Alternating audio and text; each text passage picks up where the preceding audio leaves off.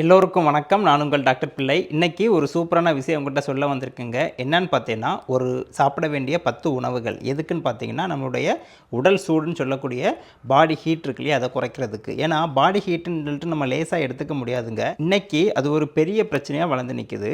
உச்சந்தலையிலேருந்து உள்ளங்கால் வரைக்கும் இந்த உடல் சூடு பயங்கரமான பாதிப்புகளை ஏற்படுத்துது. நாள்பட என்னாகும்னு பார்த்தீங்கன்னா, நம்மளுடைய கல்லீரல் பாதிக்கப்படும், கண்கள் பாதிக்கப்படும், மூக்கு பாதிக்கப்படும், லங்ஸ் பாதிக்கப்படும், உடம்பில் உள்ள பலவிதமான உறுப்புகளும் இந்த உடல் சூட்டினால் பாதிக்கப்படுங்க. சில பேர் பார்த்திங்கன்னா யூரின் போகும்போது பயங்கர எரிச்சலாக இருக்குன்னு சொல்லியிருக்காங்க. இந்த மாதிரி பலவிதமான பிரச்சனைகள், கை கால் கூட அப்பப்போ ஒரு மாதிரி குத்துற மாதிரி கூட வலி வரும். இதுக்கும் நரம்புகள் உடல் சூட்டினால் பாதிக்கப்பட தான் காரணம். அப்போ இப்படிப்பட்ட அந்த உடல் சூடை குறைக்கணும். மருந்து மாத்திரைலாம் ஒன்றும் பெருசாக இதுக்கு வேலை செய்யாதுங்க. தண்ணி நிறைய குடிக்கணும்னு சொல்லுவோம். இன்றைக்கி நான் சொல்ல வந்திருக்குது ஒரு 10 வகையான உணவுகள். இதை நீங்கள் அன்றாடம் நம்ம வாழ்க்கையில் சேர்த்துக்கிட்டோம் அப்படின்னா உடல் சூடு பறந்து போயிடும். அதுவும் உங்களுக்கு ஒரு சர்ப்ரைஸான விஷயம் என்ன தெரியுமா? இந்த 10 உணவுகளும் பார்த்திங்கன்னா நம்ம தமிழ்நாட்டை சேர்ந்த உணவுகள். வெளிநாட்டு உணவு எதுவும் கிடையாது, விலை காஸ்ட்லியான உணவு எதுவும் கிடையாது. இதில் கொஞ்சம் உணவை ஏற்கனவே நம்ம ஃபாலோ பண்ணிட்டு தான் இருப்போம். இருந்தாலும் இந்த 10 தமிழ்நாட்டு உணவுகளை அப்பப்போ நீங்கள் உணவில் சேர்த்துக்கிட்டு ஒரு ஃபாலோ பண்ணிகிட்டே வந்தீங்கன்னா உடல் சூடு இல்லாமல் நிம்மதியாக வாழலாம். அப்படிப்பட்ட 10 உணவுகள் என்னென்னு பார்த்துடலாமா? முதலாவது உங்களுக்கு தெரிஞ்சதாங்க, நீர்மோர். பொதுவாக தயிரை கடைஞ்சி மோராக்குறோம் இல்லையா, வெறும் மோரம் இல்லாமல் அதில் வெந்தயம், ஜீரகம், கருவேப்பிலை, இஞ்சி இதெல்லாம் பொடித்து தட்டி போட்டு அந்த மோரை நம்ம குடிச்சிட்டு வந்தோம்னா ரொம்ப நல்லதுங்க. இது உடல் சூட்டை நல்ல பயங்கரமாக குறைக்கும். இது ப்ரோபயோட்டிக், அதாவது நம்ம கட் ஹெல்த் இருக்குல்ல, வயிறு, அதுக்கும் ரொம்ப நல்லது. ரெண்டாவது பார்த்திங்கன்னா கம்பங்கூழ். கம்பு தெரியும் இல்லையா, கம்பில் பார்த்திங்கன்னா தோசை சுட்டு சாப்பிட்லாம். முக்கியமாக கம்பங்கூழ் பண்ணி சாப்பிட்டோம்னா, கோயிலெலாம் ஊற்றுவாங்க இல்லையா, அதை நீங்கள் வாங்கி சாப்பிட்டீங்க அப்படின்னா உடம்பை கூல் பண்ணுறதுல ஒரு முக்கியமான பொருள். அது இல்லாமல் சத்துக்களும் நிறைய இருக்குங்க. புரோட்டீன், நார்ச்சத்து முதலான பல சத்துக்கள் இருக்குது.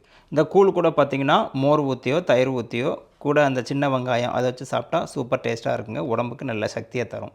மூணாவது பார்த்திங்கன்னா வாழைப்பூ. வாழை மரத்துலேருந்து நம்மளுக்கு பழங்கள் கிடைக்குது. அதே மாதிரி வாழைப்பூ கிடைக்குது இல்லையா, அதை சில பேர் பொரியல் பண்ணி சாப்பிடுவாங்க. இந்த வாழைப்பூவை நம்ம தொடர்ந்து சாப்பிட்டு வரும்போது உடம்பு குளிர்ச்சியாகவும் எனர்ஜியும் தரும். நாலாவது பார்த்திங்கன்னா தயிர் சாதம். இது நம்ம பல பேருக்கு பிடிக்கிறது இல்லைங்க. ஆனால் தயிர் சாதத்தை மாதிரி ஒரு குளிர்ச்சி தரக்கூடிய உணவு எதுவுமே கிடையாது. என்ன தான் நம்ம பிரியாணி அது இதுன்னு சாப்பிட்டாலும் கடைசியில் கொஞ்சம் தயிர் சாதம் சாப்பிடுவோம் இல்லையா, எதுக்கு சாப்பிட்றோம்? உடம்பு வயிறு பாதிக்காமல் இருக்க தான். வெறுமனே தயிர் சாதம் சாப்பிட்டா போர் அடிக்கும் இல்லையா, அதில் மாதுளம்பழத்தை பிச்சு போடலாம், அப்புறம் கருவேப்பிலை இதெல்லாம் போட்டு சாப்பிடும்போது ஒரு ஊறுகாய் தொட்டு சாப்பிட்டோம் அப்படின்னா சூப்பர் டேஸ்ட்டாகவும் இருக்கும், வயிற்றுக்கும் ரொம்ப நல்லது. அஞ்சாவதாக உடம்பு சூட்டை குறைக்கிறதுக்கு சாப்பிட வேண்டியது புடலங்காய் கூட்டு. பொதுவாக நம்ம வீட்டில் இந்த புடலங்காய் கூட்டுலாம் வச்சு நம்ம சாப்பிடவே மாட்டோம் இல்லையா, டெய்லி நம்மளுக்கு நான்வெஜ் வேணும், அப்போ தான் உடம்பு சூடு கூடும் இல்லையா. புடலங்காய் கூட்டு இனிமேல் வீட்டில் வச்சா சாப்பிடுங்க. ஏன்னா உடம்பு சூட்டை குறைக்கிறதுல முக்கியமான பங்கு வகிக்குது. இதுக்கு கூட இந்த பருப்பு, கருவேப்பிலை எல்லாம் போட்டு பண்ணுவாங்க. நல்ல டேஸ்ட்டு, உடம்புக்கு ரொம்ப நல்லது. ஆறாவது உணவு பார்த்திங்கன்னா மாங்காய் பச்சடி. இது உங்களுக்கு தெரிஞ்ச உணவு தான் இல்லையா, ஒரு சைட் டிஷ்ஷு சூப்பராக இருக்கும். இது எல்லாமே சாப்பிடுவோம். மாங்காய் எல்லாருக்குமே பிடிக்கும். இது உடல் சூட்டை குறைக்கிறதுல முக்கியமான பங்கு வகிக்குது. பொதுவாக மாங்காய் சாப்பிட்டா உடல் சூடுன்னு சொல்லுவாங்க. ஆனால் அந்த மாங்காய் பச்சடி பண்ணி சாப்பிடும்போது அது குளிர்ச்சி உங்களுக்கு. ஏழாவதாக உங்களுக்கு பிடிக்குமான்னு தெரியல, பாகற்காய். சுகர் பேஷண்ட்லாம் ரொம்ப விரும்பி சாப்பிடணும், அப்போ தான் சுகர் குறையும் இல்லையா. அதே மாதிரி உடம்போட சூட்டை குறைக்கிறதுல இந்த பாகற்காய் முக்கியமான பங்கு வகிக்குது. உங்களுக்கு எந்த மாதிரி பிடிக்குமோ அந்த மாதிரி பண்ணி சாப்பிட்ருங்க. உடல் சூட்டை குறைக்கிறதுல எட்டாவது பார்க்கக்கூடிய விஷயம் என்னென்னு பார்த்தீங்கன்னா இளநீர். அதுலேயும் பாயாசம் பண்ணி சாப்பிட்லாம். இல்லைனா இளநீர் இருக்குல்ல, டெண்டர் கோகோனட்டு, அதை குடிக்கலாம்.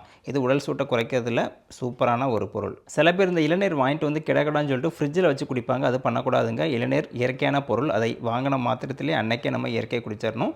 முக்கியமாக அந்த இளநீரை சளி தொந்தரவு உள்ளவங்க மட்டும் நைட்டு குடிக்க வேண்டாம், மத்தியானம் காலையில் அப்படி குடிங்க. மற்றவங்க எப்போ வேணாலும் குடிச்சிக்கலாம். 9வது பார்த்திங்கன்னா வெள்ளரிக்காய் பச்சடி. சில வீடுகளில் பார்த்திங்கன்னா வெள்ளரிக்காவை மோர் கலந்து அந்த மாதிரி சமைப்பாங்க. சைடிஷ் சூப்பராக இருக்கும். இது குளிர்ச்சியான பொருளுங்க. ஏன்னு பார்த்தீங்கன்னா உங்களுக்கு வெள்ளரிக்காய் குளிர்ச்சி, மோரும் குளிர்ச்சி. இது கூட பார்த்திங்கன்னா கொஞ்சம் கருவேப்பிலை அதெல்லாம் போட்டு நம்ம சாப்பிடும்போது சூப்பர் எஃபெக்ட்டு, உடம்புக்கும் கூலண்ட் எஃபெக்ட்டு. 10வது ரொம்ப ஆச்சரியப்படுவீங்க, சக்கரை பொங்கல். பொதுவாக நம்ம கோயிலில் வைப்பாங்க, வீட்லேயும் ஏதாவது பண்டிகை அந்த மாதிரி காலங்களில் சக்கரை பொங்கல், பொங்கலுக்கு நம்ம சமைச்சு சாப்பிடுவோம் இல்லையா. அந்த சக்கரை பொங்கல் பார்த்திங்கன்னா உடம்புக்கு சூட்டை குறைச்சி குளிர்ச்சியை தருது. நாட்டு சக்கரை அதில் போடுறோம் இல்லையா, நாட்டு சக்கரை இயற்கையிலே பார்த்திங்கன்னா உடம்பு சூட்டை குறைச்சி குளிர்ச்சியை தரும். இப்போ நான் சொன்ன 10 உணவுகளில் உங்களுக்கு பிடிச்சது எது, அதை கமெண்ட் பாக்ஸில் போடுங்க. தமிழ்நாட்டு உணவுகள், நம்மளுடைய முன்னோர்கள் சாப்பிட்ட உணவுகள் தொடர்ந்து சாப்பிட்டு வரும்போது உடல் சூடு குறைஞ்சி நம்ம கூல் அண்ட் எஃபெக்டோடி நிம்மதியாக வாழலாம். இன்றைக்கி உடல் சூட்டினால எவ்வளோ பேர் பாதிக்கப்படுறாங்க இல்லையா.